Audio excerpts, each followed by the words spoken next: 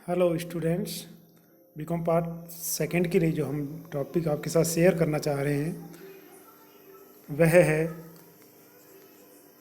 Company act 2013 के तहत director या निदेशक किसे कहते हैं, वह निदेशकों के प्रकार क्या हैं। तो जैसा कि कंपनी की जो कैरेक्टरिस्टिक्स में हमने पढ़ा है कि कंपनी एक आर्टिफिशियल पर्सन होती है। कंपनी का जो फॉर्मेशन है वो प्रमोटर्स के द्वारा किया जाता है। तो आर्टिफिशियल पर्सन होने के नाते कंपनी का जो मैनेजमेंट है वो एक पर्टिकुलर हाथों में होता है। या तो शेयर होल्डर्स स्वयं कंपनी को गवर्न करें या डायरेक्टर बने, या सदस्यों या शेयर होल्डर्स के द्वारा कोई कॉम्पिटेंट अथॉरिटी का अपॉइंट कर कंपनी का संचालन किया जाए, जिन्हें हम डायरेक्टर कहते हैं। तो जैसा कि कंपनी अधिनियम एक्ट 2013 में कुछ बाउंडेशंस हैं कि एक कंपनी में मैक्सिमम डायरेक्टर्स उससे अधिक अपॉइंट नहीं कर सकते। तो उस स्थिति में हमारे पास दो विकल्प होते हैं। या तो हम जो मेंबर ऑफ कंपनी हैं या शेयर होल्डर्स ऑफ कंपनी हैं उनमें से कुछ रिप्रेजेंटेटिव या कुछ सेलेक्टिव जो रिप्रेजेंटेटिव है उनको डायरेक्टर्स के रूप में अपॉइंट कर दें, या फिर हम कुछ अलग से कुछ विशिष्ट प्रोफेशन या प्रोफेशनल को लेते हुए हम डायरेक्ट अपॉइंट करें।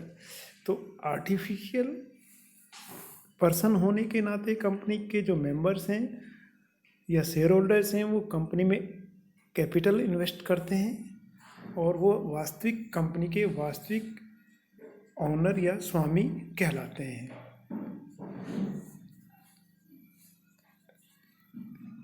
It is not possible to become the director of all members और शेयर होल्डर्स। कंपनी में यह संभव नहीं है कि उसके जो सदस्य या उसके जो मेंबर्स हैं वो सभी डायरेक्टर बन जाएं। But some of them may be director or appoints another person as director. But उनमें से कुछ व्यक्ति अपने आप को डायरेक्टर डेप्यूट कर सकते हैं या कुछ अन्य दूसरों को डायरेक्टर के रूप में नियुक्त कर सकते हैं। तो director control over the company affairs and management. तो जो लोग कंपनी के अफेयर्स या दिन प्रतिदिन के कार्यों को कंट्रोल करते हैं वो संचालक होते हैं, और वो संचालक एक नेचुरल कैपेसिटी से या नेचुरल पर्सन के रूप में कार्य करते हैं।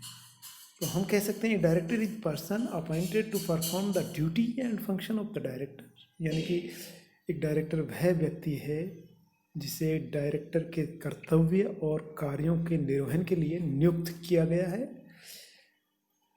और यदि हम कलेक्टिव रूप से जब ये सदस्य डायरेक्टर्स मिल जाते हैं, कलेक्टिव रूप से यदि एक या यदि जैसे कि विदित है कि एक यदि 1 पर्सन कंपनी है उसमें एक डायरेक्टर होता है मिनिमम।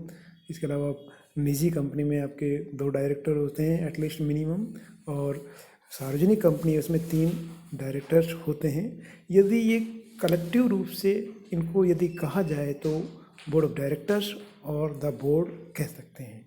यानी कि जब ये सामूहिक रूप से इनका जब नामकरण की बात आती है तो इन्हें संचालक मंडल या बोर्ड भी हम कह सकते हैं। The director are the brain of the company. Director से वो कंपनी का दिमाग होते हैं।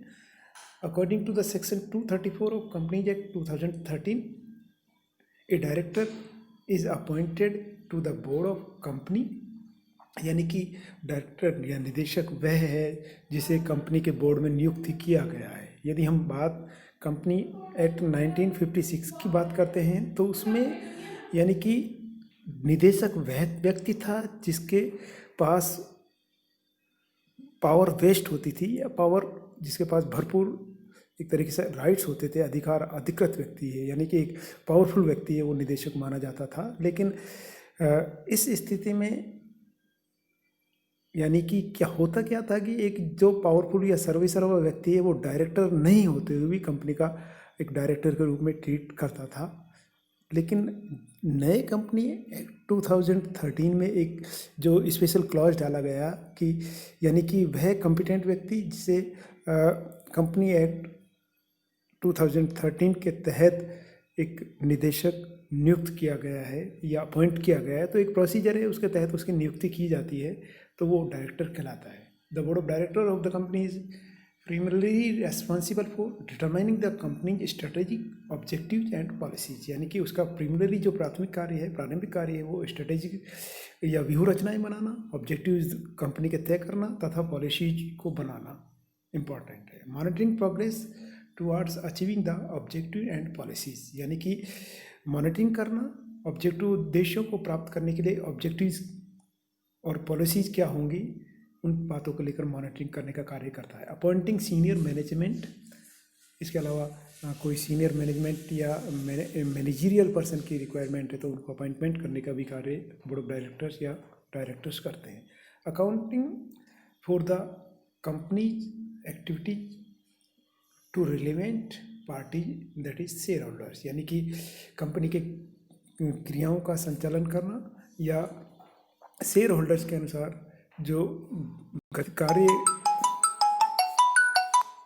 कार्य दिए गए हैं उनको पूरा करना।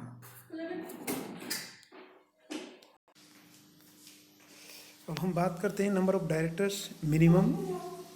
जैसे कि हम पहले पढ़ चुके हैं, कंपनी के टाइप्स में हमने पढ़ा है, 1 पर्सन कंपनी, एकल व्यक्ति कंपनी में यदि मिनिमम डायरेक्टर की हम बात करते हैं तो वहाँ पे एक डायरेक्टर वो एटलीस्ट कम से कम उसका अपॉइंट करना जरूरी होता है। और सेकंड नंबर आपके प्राइवेट कंपनी है जहाँ पे एटलीस्ट कम से कम न्यूनतम 2 पर्सन्स को डायरेक्टर्स के रूप में नियुक्त करना जरूरी होता है। Third is concern with public company where at least और minimum 3 persons are required to appoint as a director 3 persons. There is a question is arise, how many maximum limit of the members और directors in A company, यानी कि हम बात करते हैं कि एक कंपनी में अधिकतम कितने संचालक सदस्य हो सकते हैं। तो एक किसी भी कंपनी में मैक्सिमम 15 नंबर ऑफ डायरेक्टर्स से अधिक नहीं हो सकते हैं। यदि आपको 15 डायरेक्टर्स नंबर ऑफ 15 से अबव में आपको अपॉइंट करने हैं तो उस स्थिति में जनरल मीटिंग्स में एक विशेष प्रस्ताव या स्पेशल रेजोल्यूशन पास करते हुए और 15 से अधिक डायरेक्टर्स को नियुक्त करना, उसके लिए आपको स्पेशल रेजोल्यूशन पास करना पड़ेगा और वो जनरल मीटिंग में आपका होगा। इसके बाद नेक्स्ट हम टाइप्स ऑफ डायरेक्टर्स को डिस्कस कर रहे हैं। तो there are main 2 types of directors. Number 1 executive directors and non executive director. Executive directors who involvement in the whole time activities of company, यानी कि वह व्यक्ति एग्जीक्यूटिव डायरेक्टर होता है जो कंपनी को फुल टाइम कंपनी की गतिविधियों में इन्वॉल्व होता है। जैसे मैनेजिंग डायरेक्टर, वो भी एक तरीके से होल टाइम डायरेक्टर्स होता है। Executive directors, ED directors involve in the day to day running of involve in the day to day activities of a company. Second हम बात करते हैं नॉन एग्जीक्यूटिव डायरेक्टर। वह व्यक्ति या निदेशक जिसे केवल न केवल मात्र कंपनियों की मीटिंग में उपस्थित रहने का ही कार्य करता है। अन्य जो कंपनी के नित्य प्रतिदिन की कार्रवाई हैं या गतिविधियां हैं उसमें कोई उसका रोल नहीं होता है। इसे हम पार्ट टाइम डायरेक्टर्स भी कहते हैं। यानी कि बिजनेस को रन करने में नॉन एग्जीक्यूटिव डायरेक्टर्स का कोई रोल नहीं होता है। 2 बेसिस पे हम और इसको फर्दर डिवाइडेड कर सकते हैं। रेजिडेंशियल डायरेक्टर, कंपनी अधिनियम के सेक्शन 149 क्लॉज 3 के अंतर्गत में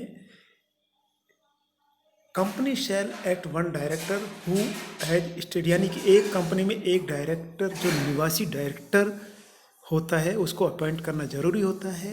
और वो भारत में कम से कम प्रीवियस जो पिछले कैलेंडर वर्ष है जनवरी से दिसंबर, उसमें प्रीवियस कैलेंडर ईयर में कम से कम 122 दिन भारत में रहा हो, वो रेजिडेंशियल डायरेक्टर कहलाएगा। इसके बाद सेकंड हम बात करते हैं इंडिपेंडेंट डायरेक्टर, जिसे हम स्वतंत्र संचालक भी कहते हैं। As per section 149 clause 6, an independent director in relation to a company means a director other than a managing director, full-time director or nominee director. Companies which have to appoint independent director, यानी कि वह कुछ एक विशिष्ट परिस्थितियां होती है जिसमें एक इंडिपेंडेंट डायरेक्टर को या स्वतंत्र निदेशक को रूल 4 के तहत कंपनियों में अपॉइंट करना बहुत ज़रूरी होता है और उनकी संख्या एटलीस्ट कम से कम 2 होनी चाहिए। ए पब्लिक कंपनी हैविंग, जिस सार्वजनिक कंपनी जिसकी paid up share capital 10 crore से अबोव है, या public company having turnover of 1,100 crore, यानी कि जिसका टर्नओवर 100 करोड़ से ज़्यादा है।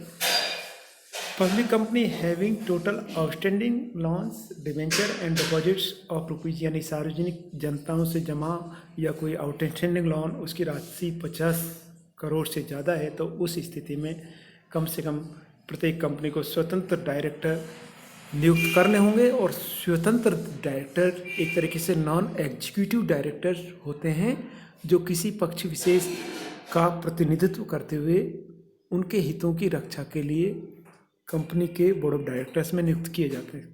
इसके बाद स्मॉल शेयर होल्डर्स डायरेक्टर, एक जो सूचित कंपनी है या लिस्टेड कंपनी है जिसका stock exchange board of India में या सेबी में या स्टॉक एक्सचेंज में रजिस्टर्ड है, यदि उसके शेयर होल्डर कम से कम न्यूनतम 1000 शेयर होल्डर यानी कि एक जो स्मॉल कंपनी है और जो लिस्टेड है स्टॉक एक्सचेंज में या सेबी के यहाँ लिस्टेड है और उसके जो शेयर होल्डर्स हैं, यदि 1000 और 1/10 of the share holders which ever is lower have a small share holder director which is elected from the share holders, यानी कि वह कंपनी जहाँ 1000 से कम शेयर होल्डर्स हैं या उनके 1/10 जो शेयर टोटल शेयर होल्डर्स हैं जो भी कम है, उस स्थिति में जो लघु निवेशक हैं, स्मॉल इन्वेस्टर्स हैं या मेंबर्स हैं, उनके हितों की रक्षा के लिए उनके रिप्रेजेंटेटिव, उनके इंटरेस्ट का रिप्रेजेंट करने के लिए एक स्मॉल डायरेक्टर्स को भी अपॉइंट किया जाता है। इसके बाद वुमेन डायरेक्टर्स या महिला डायरेक्टर्स, कंपनी एक्ट 149 सब क्लास 1, अभी जो इस बार जो प्रोविज़न जोड़ा गया है, कम से कम एक यानी कि कुछ स्पेशल कैटेगरीज की कंपनी है जिसमें कम से कम एक महिला डायरेक्टर्स का अपॉइंटिंग होना ज़रूरी है और वो कंपनी उसका सूचित कंपनी वाले केस में होगी। यानी पेड अप कैपिटल जिन कंपनियों की 100 करोड़ या उससे ज़्यादा हो, उस स्थिति में आपको एक महिला डायरेक्टर नियुक्त करना पड़ेगा। टर्नओवर 300 या 300 करोड़ से ज़्यादा है तो उस स्थिति में एक एटलीस्ट जो 15 बोर्ड ऑफ डायरेक्टर्स है उसमें एक डायरेक्टर्स आपको महिला डायरेक्टर्स की अपॉइंट करनी पड़ेगी। Additional director, an individual can be appointed as additional director by a company under section 161। एक अतिरिक्त डायरेक्टर्स, यानी कि यदि आपकी कंपनी एक्ट के हिसाब से आप देखते हैं तो एक डायरेक्टर्स के अलावा एक एडिशनल डायरेक्टर भी अपॉइंट कर सकते हैं। 6(1) है अल्टरनेट डायरेक्टर या वैकल्पिक डायरेक्टर, यदि कोई पूर्णकालिक जो डायरेक्टर्स है या कंपनी का डायरेक्टर्स है कुछ टाइम के लिए कम से कम वो न्यूनतम 3 महीने के लिए छुट्टी पर चला जाता है तो उसकी जगह जो व्यक्ति या डायरेक्टर कार्य करता है वो वैकल्पिक डायरेक्टर या अल्टरनेटिव डायरेक्टर कहलाता है। और उसके वैकल्पिक डायरेक्टर की जो टेम्परेरी एडॉक बेसिस पे अपॉइंट किया जाता है, जैसे ही वो फुल टाइम डायरेक्टर वापस छुट्टियों से आता है तो उसे अपने पद से त्यागपत्र देना पड़ता है।